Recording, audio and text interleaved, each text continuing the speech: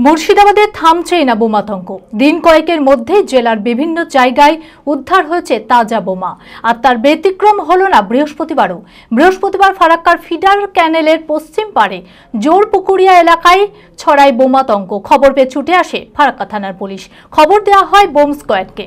কে বা কারা এই জায়গায় বোমাগুলি মজুত করে রেখেছিল, তাদের উদ্দেশ্যই বা কি ছিল, সেই সমস্ত বিষয়ে তদন্ত শুরু করেছে ফারাক্কা থানার পুলিশ। রাত যেতে না যেতেই বৃহস্পতিবার ফের মুর্শিদাবাদের ফরাক্কায় বোমাতঙ্কের খবর উঠে আসে। জেলার বিভিন্ন জায়গায় পরপর কয়েকদিন বোমা উদ্ধারের পর এবার ফরাক্কার ফিডার ক্যানেলের পশ্চিম পাড়ে জোতপাকুড়িয়া এলাকায় উদ্ধার হয় তাজা বোমা। বোমাগুলি নিষ্ক্রিয়র উদ্দেশ্যে ইতিমধ্যেই খবর দেওয়া হয়েছে বোম স্কোয়াডকে। কে বা কারা এই বোমাগুলি মজুত করে রেখেছিল, কি উদ্দেশ্য ছিল তাদের, সেই বিষয়ে তদন্ত শুরু করেছে পুলিশ।